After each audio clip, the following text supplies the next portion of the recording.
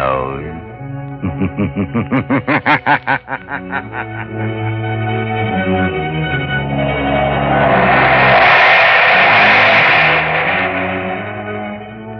Blue Coal presents The Shadow, the mystery man who strikes terror in the very hearts of shopsters, lawbreakers, and criminals. Today, the Death Triangle.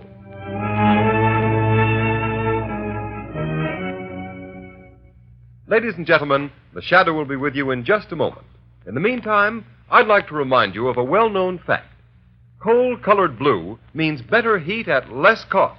For when you buy blue coal, you're getting the cream of old Pennsylvania anthracite.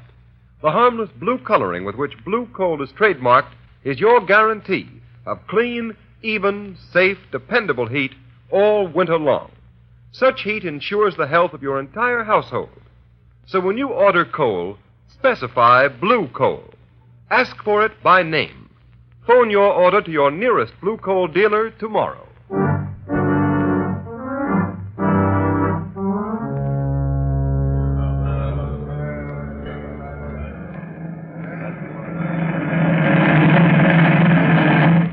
On this day, December 22nd, 1913, by order of the authority of Devil's Island, you, Pierre Martin, are hereby sentenced to 100 days in confinement solitaire and 100 lashes in the presence of the assembled prisoners as a warning to all who would attempt to escape.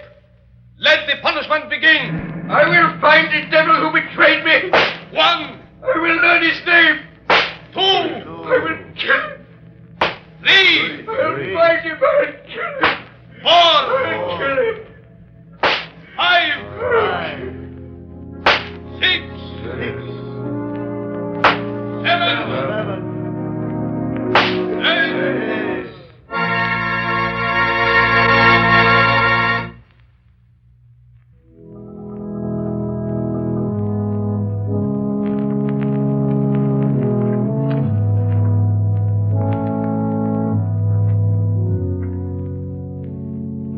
Ladies and gentlemen, we interrupt this program of organ music to bring you a special news flash from our affiliated press service. New York, December 12th, 1937. The Shadow has been found. Dr. James Evans, world-famous child surgeon, told reporters this afternoon that a wounded man who claimed to be the Shadow forced his way into Dr. Evans' private clinic and at the point of a gun forced him to remove a bullet. The wounded man then revealed that he was none other than that mysterious character who has waged a one-man war against crime, the Shadow. Before Dr. Evans could report the case to the police, however, the Shadow mysteriously disappeared. The famous surgeon believes the Shadow has little chance of surviving his wound. Our organ recital now continues.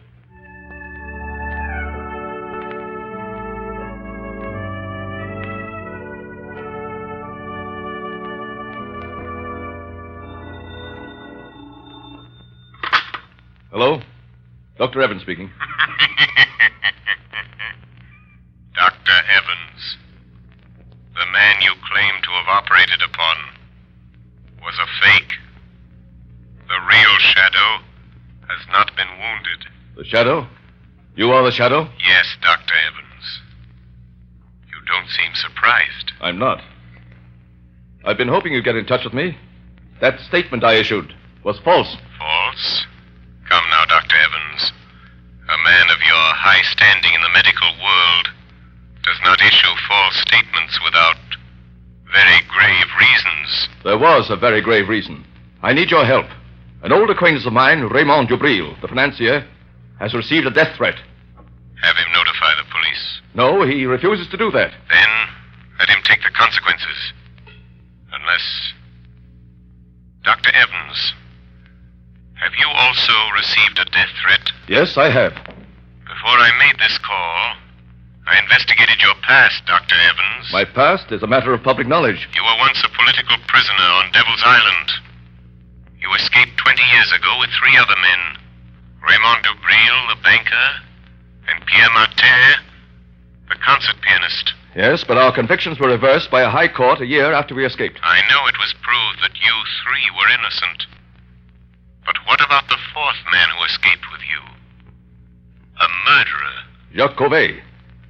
He was caught and sent back to Devil's Island. After the escape, one of you betrayed him to the police. I don't believe that. Why else should he mark you for death? Then you know Covey escaped from Devil's Island a second time 6 months ago? Yes, Dr. Evans. Then you're interested. You'll help? Yes, I will help. But only because your life is in danger, Doctor. The world can ill afford to lose the skill and genius that has saved the lives of countless children. You overestimate my importance, Shadow. But will you help? Yes. When and where does Covey's warning say he will strike first? At Jubril's Long Island estate tonight. How do you know this warning came from Covey? Jubril received a miniature music box in the shape of a coffin in the mail this morning. A musical coffin? Yes. And when the lid of the coffin is raised, the music box plays a tune. A tune Jubril, Martin, Covey, and myself whistled as a danger signal when we were planning our escape from Devil's Island. Where is Jubril, Dr. Evans? At his Long Island estate. Martin is staying with him, and I am driving out there to spend the night. I had hoped you'd come and help. I will help you, Dr. Evans. Tell Jubril and Martin that the shadow will be there tonight.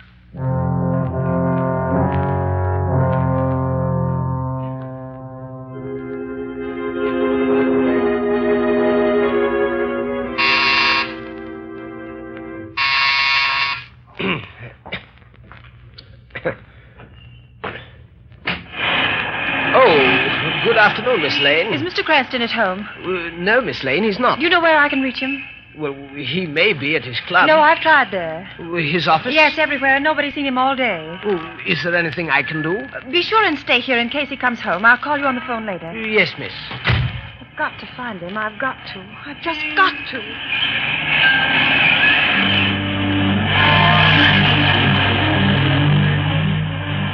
I've got to find Lamont. Maybe Dr. Evans knows more than he told the newspapers. His office said he might be at home.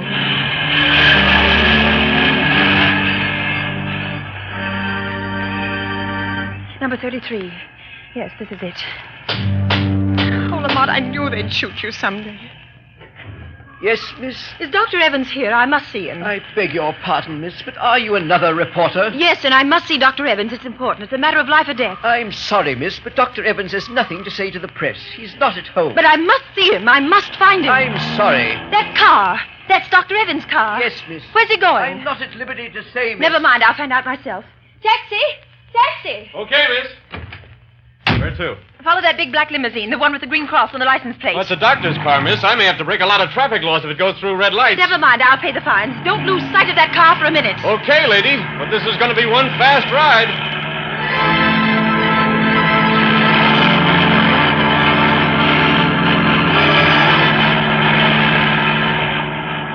Driver! Yeah? Driver, slow down. That car's turning in at that estate. What do you want me to do? Go through the gates after it? No. Stop here. Okay. Here's $5. Hey, thanks, man. I wonder if this is just a wild goose chase. Lamont couldn't be way out here, not if he's wounded, dying. That car, it sounded like... Oh, but it couldn't be. It is. It's Lamont. Lamont! Margot, what in heaven's name are you doing here? Oh, Lamont, then it wasn't true. You weren't shot. Dr. Evans didn't operate on you. Oh, so you heard that news flash, too. The papers are full of it.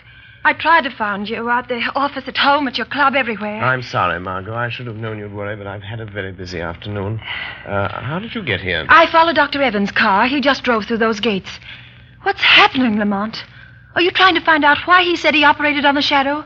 Is someone impersonating you? No, Dr. Evans did that, knowing I'd get in touch with him. He needs my help in a very special manner. But why? Is someone after him, threatening him? Yes, also the owner of this estate, the banker Jubril, and Martin, the concert pianist. And you're going to help them? I'm interested in helping Evans. He's a great doctor and a great humanitarian. His life is in danger. Lamont, now that I'm here, is there anything I can do? Yes, Margot. Wait in my car. Keep your eye on the house. If you see a light go on and off twice in one of the windows, drive to the nearest payphone and notify the state police to come to the Jubril estate. I'll watch for the signal. Fine. I suppose there's no use my asking you to be careful. No, Margot, but I'll try. I'll try to avoid really putting Dr. Evans to the trouble of removing a bullet from the shadow.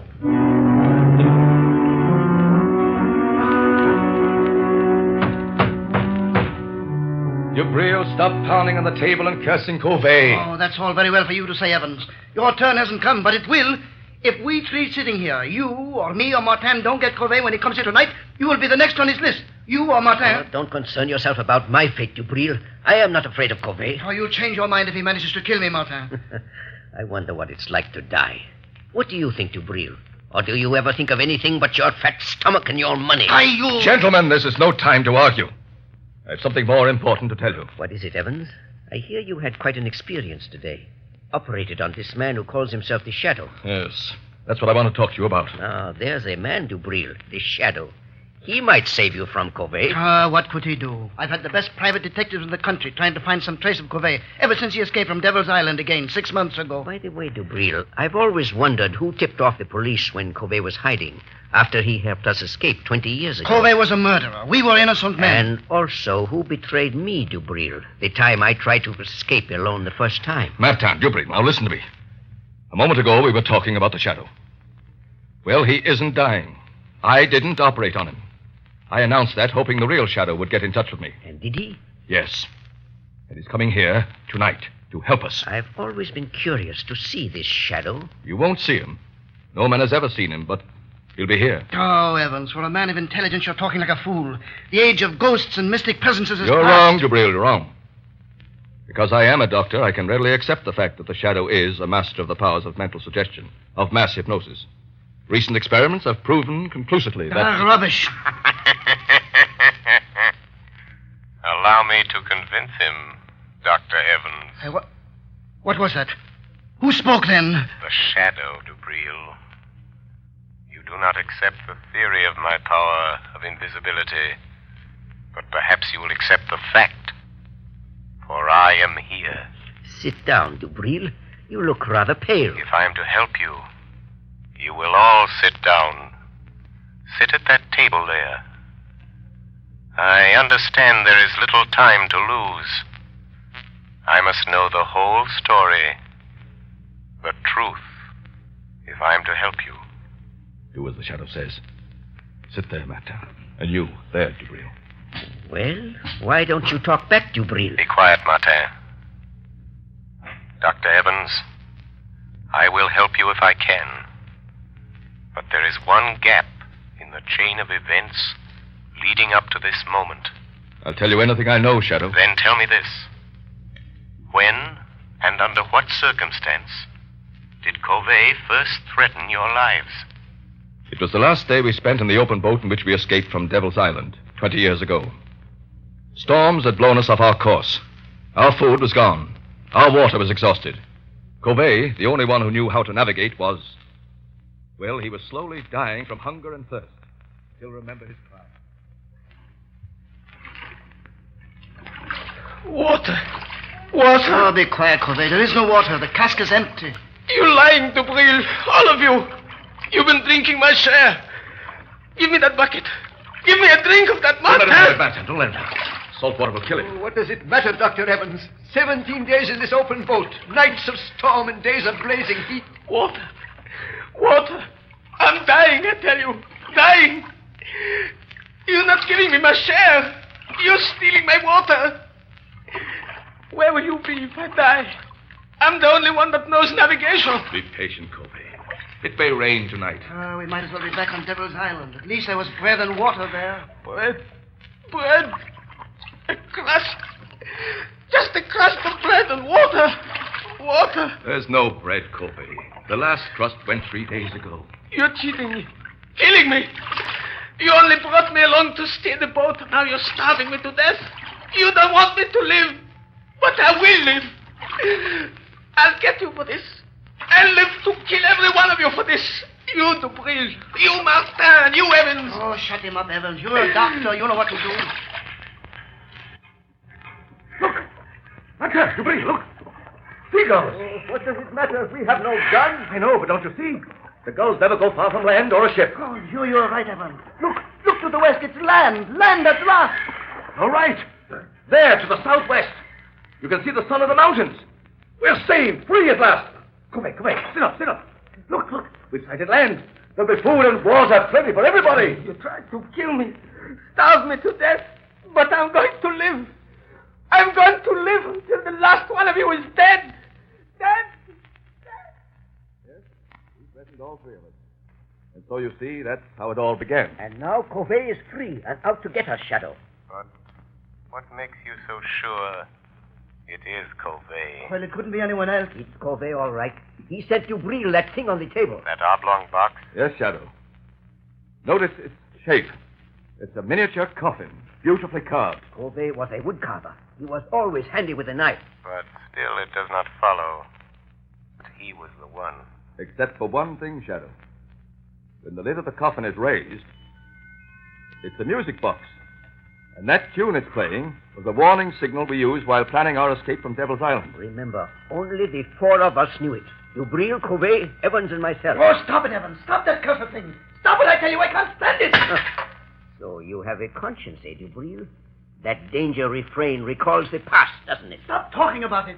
It looks as though Covey meant business, doesn't it? Don't sit there conniving over me. You forget your turn, maybe next, maybe tonight even. I am not forgetting anything, Dubril. You'd better steady yourself, Dubril. I'll get you a drink. Oh, never mind. Here's the decanter. I'll pour it myself. Oh, that tune! Where is it coming from? I smashed the coffin. Good heavens, Dubril! It's the decanter in your hands. Oh, someone changed the decanter. Covey! He did it! He's here! He's been in his house tonight! Dubril, where are you going? To my room! I don't trust anybody! I'll be safe there behind locked doors, alone! And if Covey comes, I'll be ready for Wait, him! Dubril, wait! Let him go, Dr. Evans. But he shouldn't be left alone. Covey may carry out his threat. Are you sure it is Covey? What do you mean? It must be. It couldn't be anyone else. The coffin, the decanters are his warning. I know. But you said the four of you knew the signal. Are you sure it isn't one of you? Oh, of course not. I thought you said the Shadow was here to help us. I am. But I am content to let events lead themselves to a logical conclusion. You mean you won't use your power to save us from him? I shall use my power at the moment it is required, Dr. Evans. Right now, for instance. Look on the table. Huh? There's a note where the decanter was standing. Good heavens! Covey has been here. Listen to this matter. You are the first. And you will die tonight, Raymond Dubril.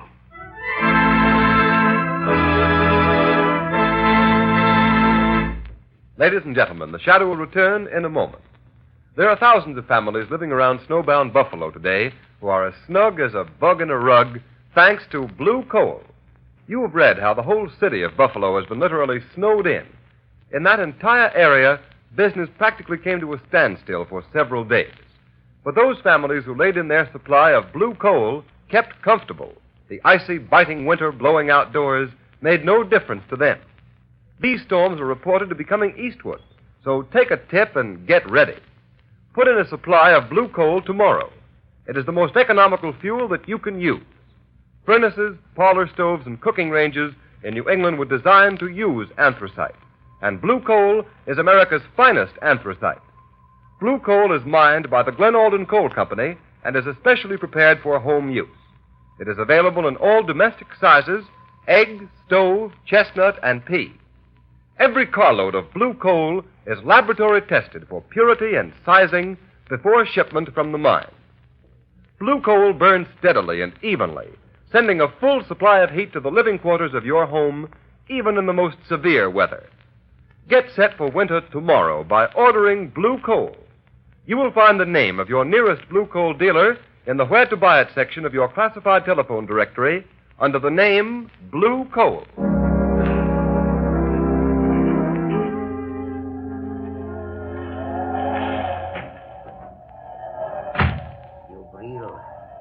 Dubril, wake up. I have come for you.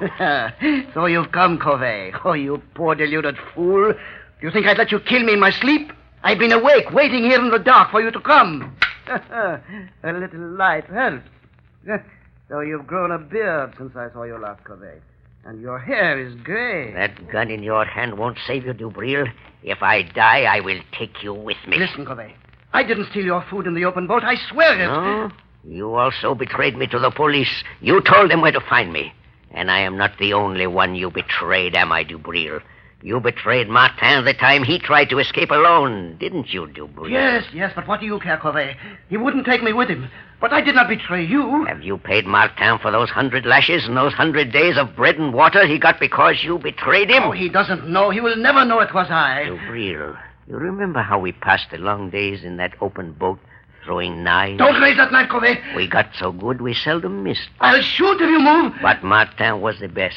You may shoot me, Dubril, but my knife won't miss. Oh, wait a minute, Covey. I will make a deal with you.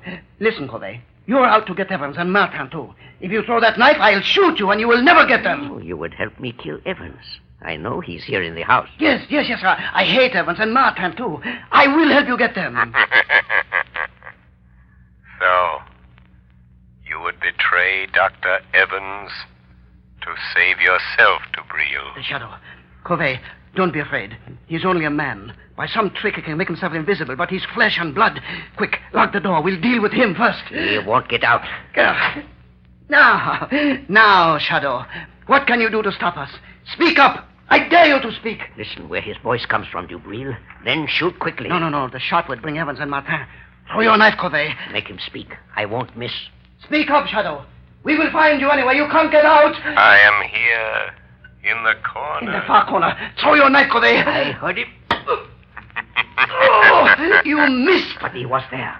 No, only my voice was there. Ventriloquism. He's there in front of you, Dubril. Shoot! Yes, I will shoot now. Yes, I will shoot. But not the Shadow. He came here to help us catch you, Covey. And he has your knife. It's gone. Now, Covey, you are helpless. And now I'll deal with you. Oh, you treacherous snake. You fool. You think I carry only one knife? This one is for you. Oh, you devil. But I take you with me, Covey. Dubril, open the door. Dubril is dead, Dr. Evans. Yes. Covey's kept his word. Where is he? Look there, on the floor by the window. Covey? That Covey? Dubril tried to save his life by promising to help that man kill you. Dubril?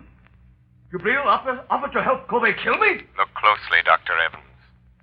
Remove the gray wig and the false beard. Wig? Beard? It's Martin! Yes. Martin disguised as Covey. He's still alive, breathing. Get away from me, Evans. Don't touch me. I hate you. I hate you both. Why did you do this, Pierre? Why? I hated Dubril because he betrayed me on Devil's Island.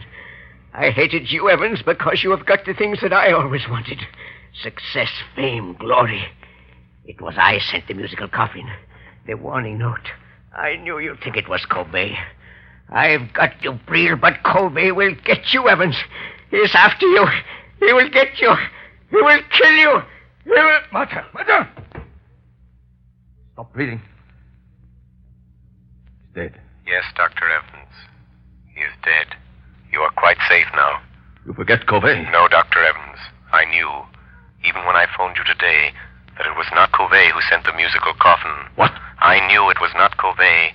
It had to be Martin or Dubril. Why didn't you stop them? Martin and Dubril were both criminals plotting to kill you. If I'd stopped them, your life would have been in danger as long as they lived, hating you always for having attained the things that life denied them. But you forget, Shadow. Covey may find me, succeed where Martin failed. Never. I learned the whole history of all of you before I saw you. Yes? Everything, Dr. Evans. Your escape from Devil's Island after Dubril's betrayal of Martin that resulted in the 100 lashes, and his resolve for vengeance. And from the authorities at Devil's Island, I learned the truth about Covey's last escape. Yes, I see now. I see now why he hated us. But what about Covey? You are safe now, Dr. Evans. Safe from Covey. The chain of logic is complete. 3 months ago, a bleached skeleton was found on a deserted beach at Trinidad.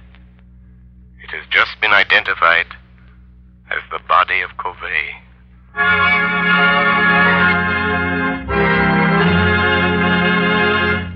Before we tell you of the Shadow's next exciting adventure, here's John Barclay, Blue Coal's famous heating expert. Ladies and gentlemen, Mr. Barclay. Good evening, friends. While you're doing your Christmas shopping, why not get a gift for your own home? Something will not only make it a cheerier, happier place in which to live, but also make it easier to run. To my mind, the perfect gift for any home is a Blue Coal heat regulator. This marvelous thermostat provides the last word in comfort. For example, there's no running up and down stairs to open and close dampers. The Blue Coal thermostat does that tiresome job automatically. Keeps your home at just the temperature you want from morning till night. It can be attached to any kind of heating equipment. Steam, hot air, hot water, even a parlor heater. It will give you more uniform heat, more economical heat than you can get with the most expensive oil burner. In fact, this Blue Coal heat regulator will completely modernize your present heating equipment. And yet it costs only $18.95 plus a small installation charge. You'll be amazed at the amount of fuel it saves you. So this Christmas, give your family the gift of a lifetime, a Blue Coal heat regulator. Your nearest Blue Coal dealer will be glad to give you complete information regarding it. Phone him tomorrow. Thank you, Ken Roberts. Thank you, Mr. Barclay. And friends, take Mr. Barclay's good advice. Make this Christmas a memorable one by having a Blue Coal heat regulator installed in your home. You'll save at small cost time and time again in fuel consumption, and you'll make your home a happier, healthier place in which to live. So don't wait. Phone your nearest Blue Coal dealer tomorrow.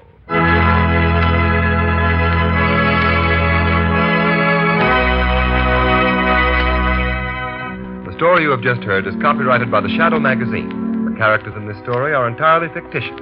Any similarity to persons living or dead is purely coincidental. And at this time, may we remind you to mail your Christmas presents and cards early to secure delivery before December 24th. There will be no post office service on December 25th.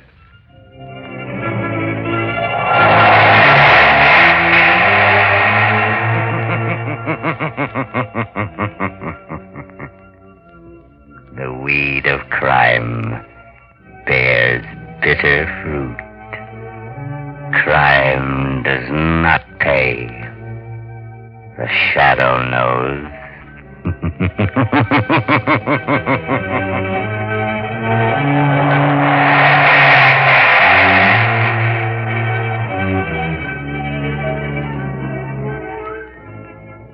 Next week, same time, same station, Blue Coal, America's finest anthracite, will again present another thrilling adventure of the Shadow.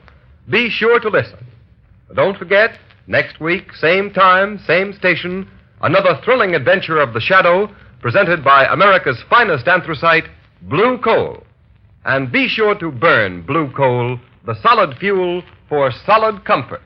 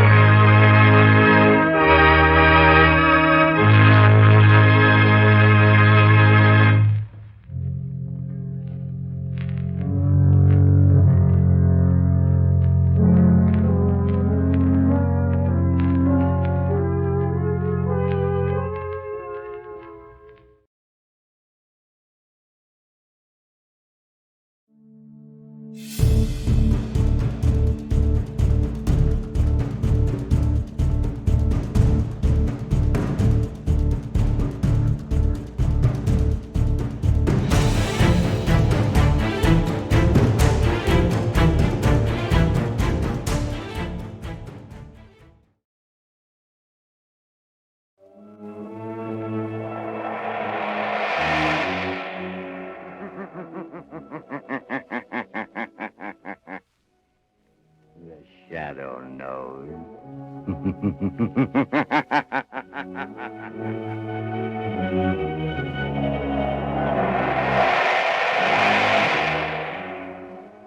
Blue Coal presents The Shadow, the mystery man who strikes terror in the very hearts of shopsters, lawbreakers, and criminals. Today, Cold Death. Ladies and gentlemen, an event of unusual interest will be broadcast from this studio at the end of the program. Be sure to listen. And before today's exciting adventure with the Shadow begins, I'd like to offer a suggestion for home heating comfort. The next time you need fuel, order blue coal, America's finest anthracite. You don't have to get a full supply. The blue coal dealer will be glad to send you a trial ton. Use it, compare it with your regular fuel in every way. It's 10 to 1. You'll find blue coal gives you better heat at less cost. So order blue coal by name. Phone your order to your nearest blue coal dealer tomorrow.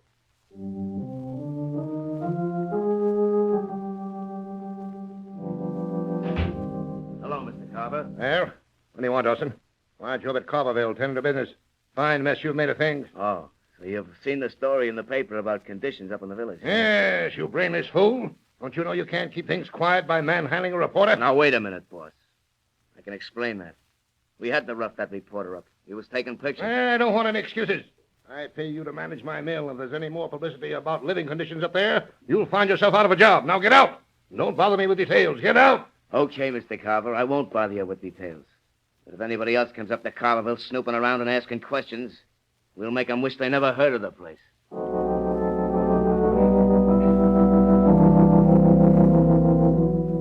Commissioner Weston, I tell you it's an outrage. Don't you agree, Cranston? It's a pretty solid state of affairs, Commissioner. Granted, the conditions existing in this little mill village Daniel Carver owns are an outrage. Why, he ought to be kicked out of this club. What do you think, Cranston? I agree, if the newspaper accounts are true. Sickness, half a dozen deaths recently. The authorities ought to be able to do something about a man like Carver. Apparently not. He owns Carverville, lock, stock, and barrel. Speak of the devil, here's Carver now. Yeah, good evening, gentlemen. I gather you're discussing me and the maliciously distorted story about Carverville that appeared in the papers? As a matter of fact, we were, Mr. Carver. Won't you sit down and give us your side of the story? There's nothing to discuss. There isn't one word of truth in that reporter's story. The people in Carverville are perfectly satisfied. They don't complain. Perhaps they don't dare. They have no reason to complain, Cranston. I give them work in my mill, provide them with homes. Homes?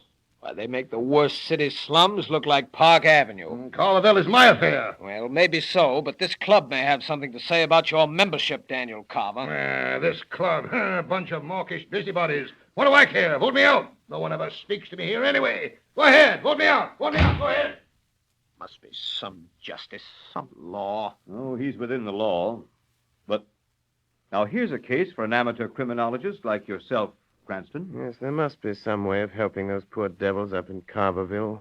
Some way of dealing with a man like Carver.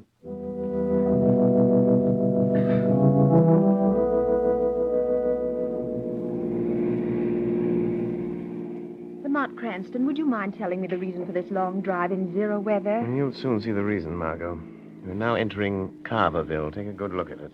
Oh, how drab. How awful. Look, Lamont, broken windows stuffed with paper. I'm beginning to understand why you're here. But how did you hear about it? Daniel Carver, the man who owns this charming little mill village, is a fellow club member of mine. What are you going to do, Lamont? I don't know exactly until I've talked to some of these people. As Lamont Cranston or the Shadow? As a nameless social worker for the present, Margot, but I have a strong hunch the Shadow will have to play a big part if anything is to be done to help these people. Here we are. You want some gas, mister? No, thanks, but could you tell me how to get to Mrs. Tucker's house? What do you want? Ma Tucker's got enough trouble already, what with her old man and kid dying since the cold set in. I read about it in the papers. We've come here to help. Listen, mister. Carverville folks ain't got much, but we ain't asking or welcoming no nosing around from strangers. If you'll just point out Mrs. Tucker's house, I'll see what she has to say. Right over there by the creek. But don't say I didn't warn you, mister. Thanks. Come along, Margot. I may need your help to get Mrs. Tucker's confidence. Well, I'll do anything I can. You know, Lamont, there's something terrifying about this village. How so? Oh, that man and the way people are watching us from behind curtains in the windows of every house along the street. I'm afraid of something, Margot. Of what? That's just what I hope to discover in this house. Oh, there's something sinister about this place. Wait, Margot. Someone's coming to the door. What do you want, mister? Are you Mrs. Tucker? I'm Ma Tucker. What do you want? May we come in? You say what you got to say. Please, Mrs. Tucker, we've come to help you. No, you... Oh, all right. Come in. It don't matter. Nothing matters now. Thank you. Mrs. Tucker, we realize you've been through a terrible ordeal. Losing your husband and son within a week. Well, I ain't no worse off than anybody else in Carverville. What are you going to do? I got one boy left, Sam. He works in the mill. Mrs. Tucker, how much rent do you people have to pay for these houses? Hey, you better get out of here, mister. You don't want to get me in more trouble for talking to you at all. You better get out. Who would make trouble for you because you talk to us? Never you mind that, mister. And if you know what's good for you, you'll get out of Carverville before Dawson and the others from Carverville get here. Hey, Ma, who are these folks? This is my son, Sam. Hello, Sam. Well, howdy. You welfare workers from the city? You might call us that. We've come here to investigate conditions. They've been asking questions about the houses, Sam. But I didn't tell them nothing. Well, why didn't you, Ma? What? I'm sick of all this fear, old man Carver and his spies. We kept quiet for years, and what's it got us? What did it get Pa and young Jim? We slave in the mill, and they rob us at Carver's store, and we live in these pigsties that Carver calls houses, and when we're old and sick, he lets us die off like a lot of mangy dogs. Shut up, Sam. Don't talk like that. Somebody'll hear. Well, let him hear. It's time somebody heard the truth. Can't you do something, mister? Can't you help us? If somebody don't help us, God only knows where this will end. Thanks for speaking out, Sam. You'll have to help. Lamont, there's a crowd gathering outside. What? I knew it. I knew there'd be Now, you trouble. be quiet, Ma. Listen, mister, I got a notion you're all right. Come on, Tucker! Sam! Open up! We're going to chase them smart alecky strangers out of town, like we did that reporter. Listen, Sam, we'll have to leave or there'll be trouble. But will you meet me in the next town in a couple of hours? I've got to know everything that's been going on here if I'm to help you. Yeah, I'll meet you. Look for my car on Main Street. Come on, Margot, keep close to me.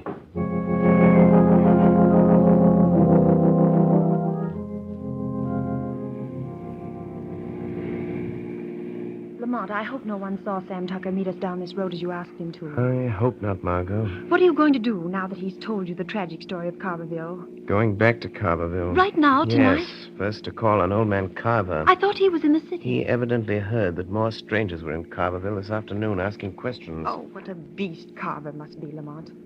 If he could only be made to see the misery and suffering he's caused. He's going to see it, Margot, tonight. Lamont, there's Carverville. Oh, not that I'm afraid, We're but... stopping. That's Carver's house right ahead there. Yes, I see a light downstairs, Lamont. What are you going to do? Margot, do you remember Scrooge in Dickens' Christmas Carol? Yes, and Carver is worse than Scrooge ever thought of being. Tonight, Daniel Carver is going to feel more remorse than Ebenezer Scrooge ever did. He deserves it. I'll wait in the car, Lamont. It's bitter cold. If those poor people down there in those flimsy houses can stand it, I can. I'll wait here. But how are you going to make Carver visit those poor people? Margot, tonight Daniel Carver is going on a sightseeing tour. Personally conducted by the Shadow.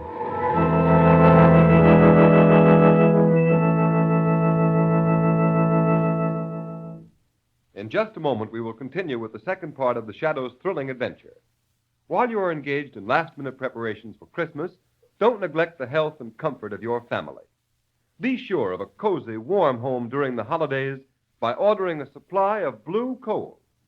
No matter how cold or how mild the weather, blue coal is the most economical fuel for heating or cooking purposes. Up in the Arctic regions, where the temperature today is at least 60 degrees below zero, fur traders and trappers are keeping warm with blue coal. They've used other fuels only to find that blue coal will keep them warm more economically than any other fuel. Blue coal is a Pennsylvania anthracite, the fuel that burns long and steadily. It is the fuel that furnaces, parlor stoves, and cooking ranges in New England were especially designed to burn. And the finest Pennsylvania anthracite is blue coal, mined by the Glen Alden Coal Company, employing American labor, and it is transported by American railroads. Every carload is laboratory tested for purity and uniform size before shipment. Blue coal comes in all domestic sizes: egg, stove, chestnut, and pea size.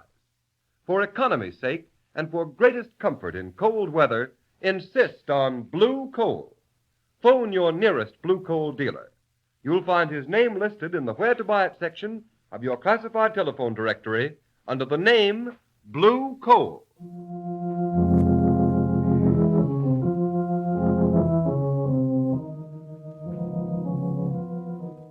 Dawson, I told you if there's any more trouble up here in Carverville, I'd fire you, didn't I? Yeah.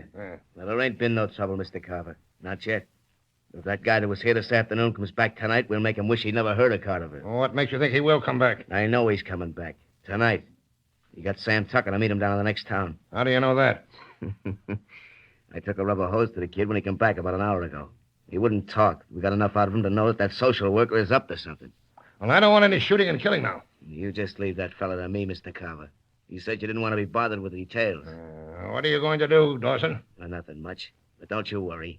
There ain't no law against a fella being shot accidental while he's snooping around in the dark. You just leave the details to me. So long, boss. Yeah. I was a fool to come up here from the city tonight. No cold country house. No electricity. Nothing but candles. The wind even blows the door open. What was that? Who blew out that candle? The wind. The wind blew out the candle. Are you afraid of the dark? Daniel Carver? Who are you? What do you want? I have no money here. I don't want your money. I have come for you. Who are you? I've been called fear, conscience, remorse. But I am best known to your kind as the Shadow. The Shadow? I don't believe in things like that.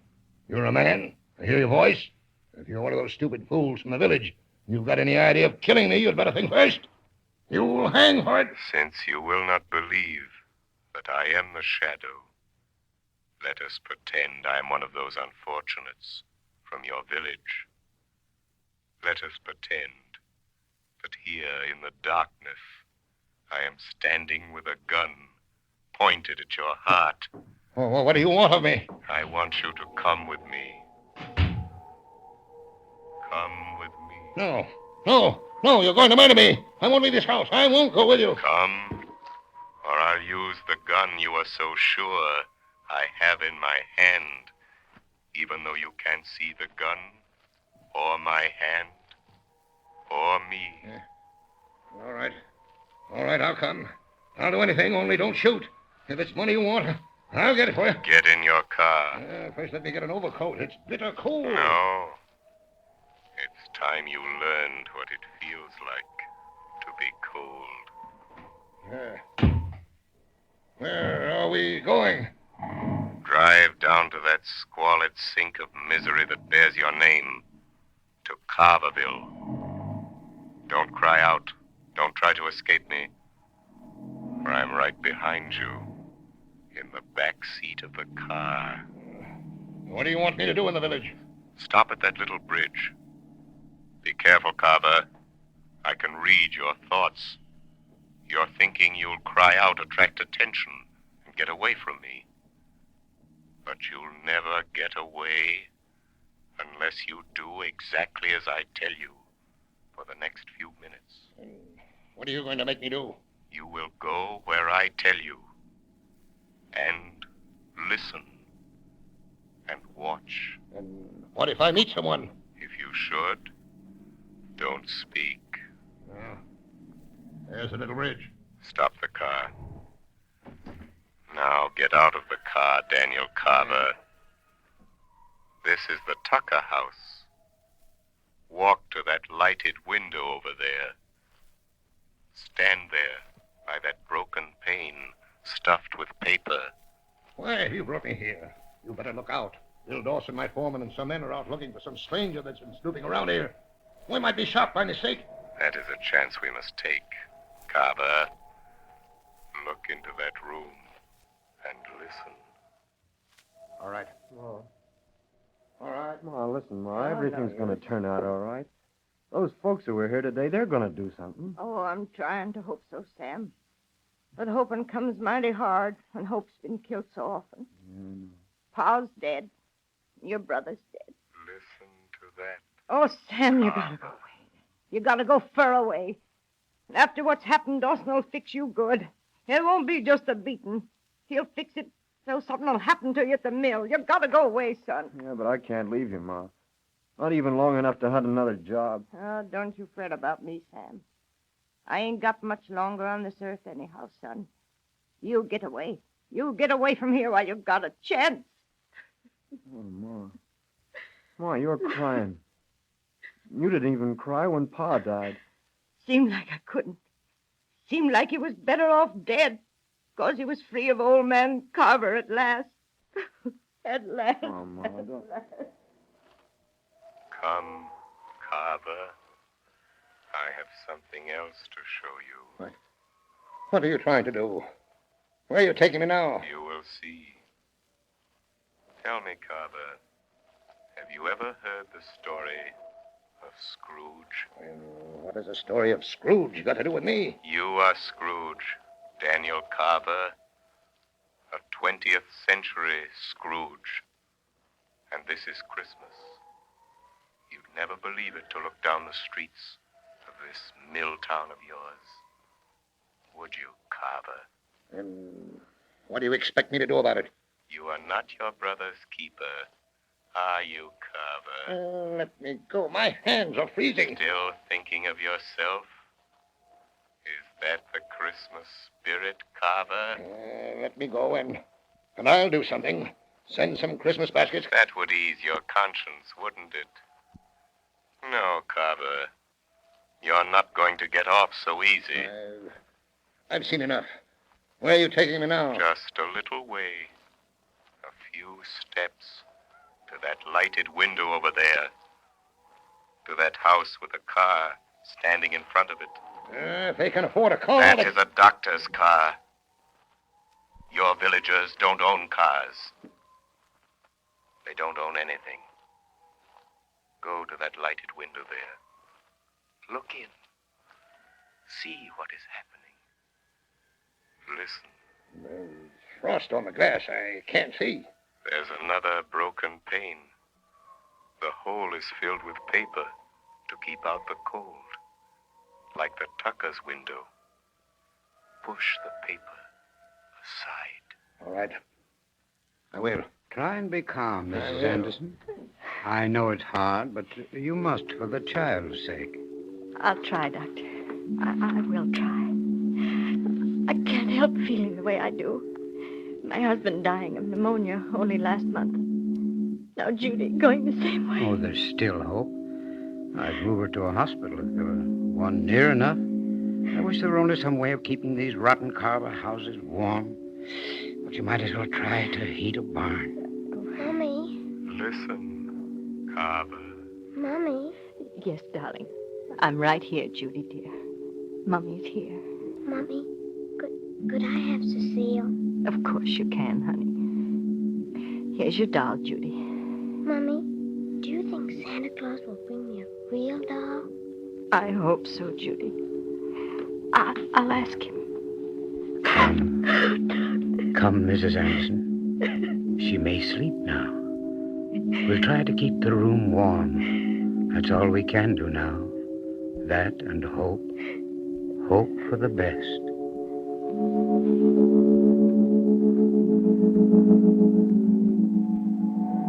Look at that child, Daniel Carver. She's dying. And you alone are to blame. No, stop. Don't torture me anymore. If that child dies, Carver, there will be no candles. No gay candles on a gift-laden Christmas tree. But white candles, shedding a ghostly light around a packing box coffin. No, stop. It will be the monument to your life No. of selfish greed. No. And a cross you will bear through all eternity. Unless Unless what? Unless you make amends. I'll do anything. I'll do anything to make amends. I didn't know. I've been blind, selfish. No baskets of fruit or pennies in the snow will wipe out your sins against these long-suffering people, Carver. I know. I'll make everything right. That little girl, she needs medicine, a warm house. Let me go in and get the doctor to move her to my house on the hill. I'll get specialists. I'll do anything to save her life. Wait, Carver. That is only the beginning. What of all the others? What of these death traps you call homes? I'll tear them all down, burn them, build new ones, houses that are warm and comfortable and safe. I swear it. But tell me, who are you? How are you everything for showing me what I've been doing to these people who depend on me? I told you once before. I am the shadow. But you are a man. Why can't I see you? I have clouded your mind, made it impossible for you to see me. You will never see me. Never hear my voice again, Daniel Carver. If you keep your word. I will keep my word. I swear it. If you don't, the shadow will return. And the next time... Hey, Al! You seen any of that fella? Oh, hey, Bill. Shadow. It's my foreman, Bill Dawson and Al Trimble. Yes, I know. They mean to kill a man. If they can find him. They're after some fellow that was here this afternoon with a young woman. Welfare workers, I think. What'll we do? Let them come. This is your first test. You are responsible for their acts. What are you going to do, Carver? But they might shoot us by mistake. They've got shotguns. This is your chance, Carver. If that fella's around here, we'll find him, Al. Go around the back of Tucker's shack and take a look. Okay. I'm just itching to draw a bead on that nosy city fella. Now's your chance to deal with Dawson. What are you going to do, Carver? I'll show you. Just watch me. Don't shoot. Dawson! Dawson, don't shoot! It's me, Carver. Carver. Hey, what are you doing here? I come within an ace of blowing your head off. I've come here to see what I've been doing to these people by giving you a free hand. Well, you said you didn't want to be bothered. I know. I'm to blame. I've been blind. But that's all finished now. I'm going to make this village all over, build new homes, make up for all the misery I've caused these people. You're getting kind of soft, ain't you, Carver? You won't think so when I tell you that you are through, fired, you and Al Trimble and all your kind. Listen here, you mealy-mouthed old skinflint. You can't fire me. I've done your dirty work too long. You get out of Carverville, you're through, Dawson. Yeah? That's what you think. You and nobody else is firing me. Put down that shotgun, Dawson. You'll hang for this. The devil I will. It'll be an accident. An accident like what's going to happen to that city. Dawson, don't you pull that trigger, you fool! Say your prayers, you rat. Ah! You missed! No, something knocked the gun up in the air. You didn't, Carver. You couldn't. Something just about knocked the gun out of my hand. You are quite right, Bill Dawson. I saved you from committing a cold-blooded murder. What was that? Who said that? The shadow, Dawson. Shadow? A ghost? Call me what you like, but I am here, helping Daniel Carver, helping the people of this village. Bill! Hey, Bill! Dawson! You get him? Al, come on. We're getting out of here. Something just talked to me. You must be drunk, Bill. Hey, what's that over there? It's old man Carver. But it wasn't him. It knocked my gun right out of my hand. Come on, I tell you, this place is haunted. There ain't no such thing. Yeah. Listen to that. Where is it? Come on, tell me. Where's it coming from? Who's that laughing? It ain't Carver. Yeah, it did sound kind of like a ghost. I don't see nothing. Go quickly, both of you. Get out of Carverville and don't come back. Come on, Al, you fool. Let's get out of here. Hey, Bill, wait! Wait, don't leave me here alone with that thing. Wait! Shadow, are you still here? Yes, Daniel Carver. Oh, thank you, whatever you are. Thank you for saving my life. I saved you because you have much work to do. If there was only some way of repaying you for making me see the truth, you should have credit for all this. Just bring happiness to the people of this village, Daniel Carver. That will be your repayment in full to the shadow. I'll do it. Look, Carver, the people of the village are getting up enough nerve to come out of their houses. I'll call them all together right now. I'll tell them what I'm going to do. I'll make this the happiest Christmas season they've ever had. Yes, I believe you will, Daniel Carver. What happened in here? Who's that? Yeah, who's been shooting? Anybody hurt? Hey, golly, it's Mr. Carver. What's he doing here? What do you want, Mr. Carver? Hurt, Wait a Mr. moment. Carver? Wait a moment, all of you. Oh, I know you have good reasons to hate. Tonight I've been shown why. Someone came to me. Oh, I don't know what he was. I don't care. All I know is he was like a spirit of God. He has shown me how to create a new Carverville, a happy Carverville, where the spirit of Christmas will shine all these years through. Men and women, a shadow has brought us light. This, Carver, this is the peace on earth, goodwill toward men. Friends, this afternoon we have an event of unusual importance to bring to you. The Shadow program is to be honored with one of radio's most coveted awards, which heretofore has been captured by other outstanding programs such as Jack Benny, Fred Allen, and The March of Time, the Pilot Radio Award. Mr. Harry A. Smith, president of Blue Coal, will accept this award from Mr. Sylvester Thompson, vice president of the Pilot Radio Corporation, who will make the official presentation. Ladies and gentlemen, Mr. Thompson. Thank you, Mr. Roberts. During the past year, the Pilot Radio Awards Society has been making periodic awards to various programs on the air which represent the highest achievements in their particular fields of entertainment. And so it's only natural that your program, The Shadow, should have come to our attention. For we can easily understand the reason why The Shadow has held its high place in popular favor for so many years. It brings all the thrill and flavor of mystery drama to radio audiences. In addition, the committee commends you very highly upon bringing some of the finest actors of the American stage into the homes of so many radio listeners. Recognizing your noteworthy contribution to fine radio entertainment, I take pleasure in presenting to you, Mr. Smith, the Pilot Radio Award of Merit, and I am certain that The Shadow will continue to delight radio audiences for many years to come. Thank you very much, Mr. Thompson. On behalf of the Glen Alden Coal Company and the D.L.&W. Coal Company, producers and sellers of blue coal, it gives me great pleasure to accept this award. We greatly appreciate this recognition of our efforts to entertain the radio public. We realize, however, that the credit is due to those who prepared, directed, and presented The Shadow. The Blue Coal Dealers of America join me in expressing their appreciation to our very able artists who have presented this entertainment, and our thanks to you for this recognition of their efforts. I assure you that they will endeavor to keep their future presentations of the same high quality that we endeavor to maintain in every ton of blue coal.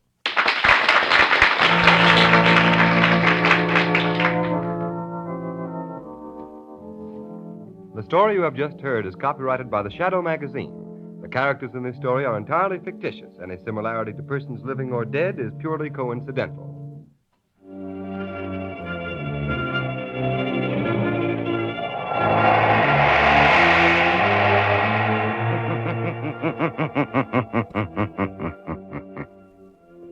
The weed of crime bears bitter fruit. Crime does not pay. The Shadow knows.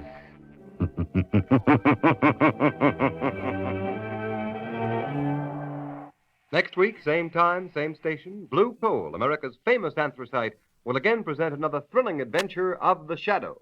Be sure to listen, and be sure to burn blue coal, the solid fuel for solid comfort.